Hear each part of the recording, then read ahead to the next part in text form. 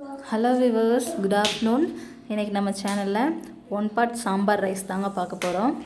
நமக்கு பார்த்திங்கன்னா சிலிண்டர்லாம் இப்போ புக் பண்ணனே கிடைக்கவே மாட்டுது.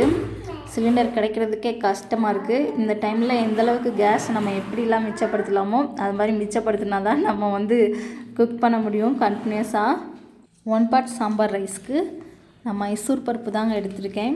இந்த பருப்பு சீக்கிரம் மற்ற பருப்பை விட சீக்கிரமாக வெந்துடும்.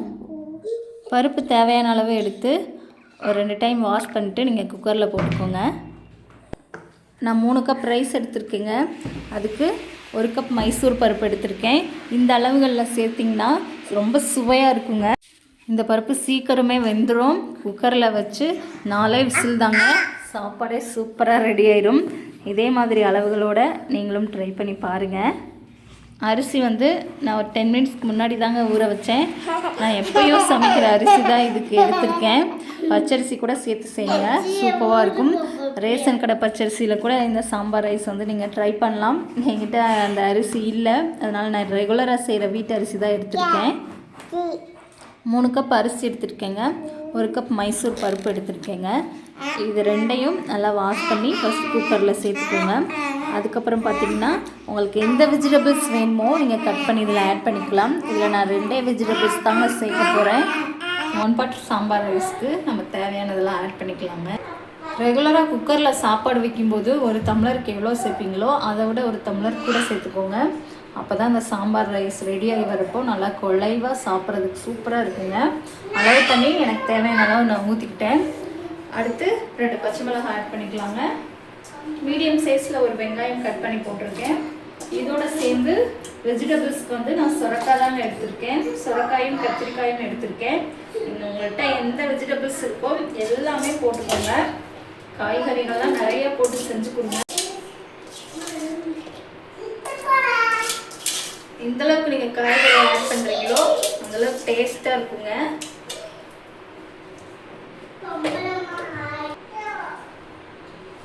பாருங்கள், 2 கத்திரிக்காய் இந்த மாதிரி ரஃப்பாக கட் பண்ணி ஆட் பண்ணியிருக்கேங்க. அடுத்து இதுக்கு தேவையான ஸ்பைசஸ்லாம் ஆட் பண்ணிக்கலாங்க. 4 பல்லு பூண்டு, 1 ஸ்பூனுக்கு கம்மியாக மிளகு போட்டுக்கோங்க. சாம்பார் ரைஸ்க்கு மெயினானதே மிளகு, சீரகம், பூண்டு தாங்க. சீரகம் இந்த ஸ்பூனில் 2 ஸ்பூன் போட்டுக்கலாங்க.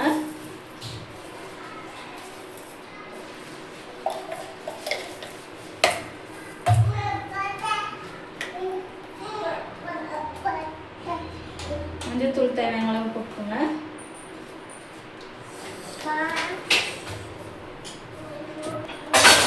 அடுத்து இந்த சாம்பார் ரைஸ் தேவையான அளவு உப்பு போட்டுக்கோங்க.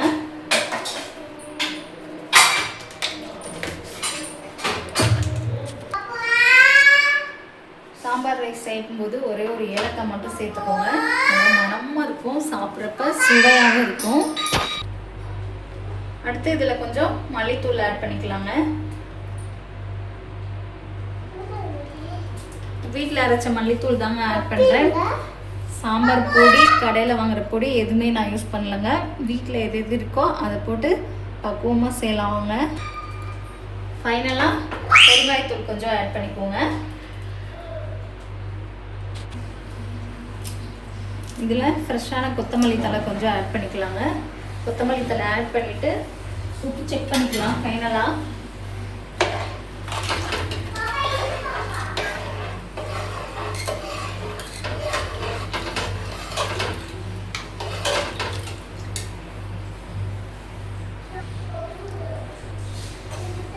இந்த ரெசிபிக்கு லைட்டாக உப்பு கரைக்கிற மாதிரி போடுங்க. அப்போ தான் இந்த காயெலாம் வெந்து வரும்போது நம்ம சாப்பிட்றப்ப சொப்புன்னு இல்லாமல் டேஸ்ட் கரெக்டாக இருக்கும்.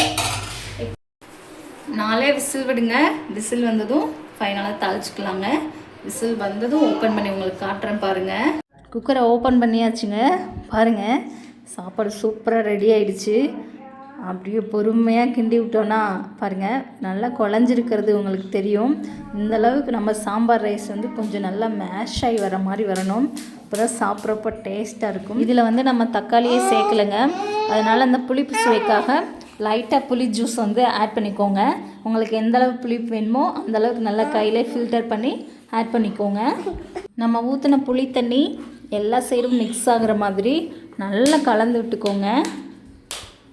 இந்த சாம்பார் ரைஸ்க்கு நீங்கள் தக்காளி சேர்த்து செய்கிறத விட சாப்பாடு ரெடியாகி வரும்போது கடைசியாக புளி தண்ணி சேர்த்து செஞ்சிங்கன்னா அது ஒரு மாதிரி டேஸ்ட்டாக சூப்பராக இருக்குங்க. இதை நான் ட்ரை பண்ணி பார்த்துட்டு தான் இந்த ரெசிபியை வந்து உங்கள் கூட நான் ஷேர் பண்ணிகிட்ருக்கேன்.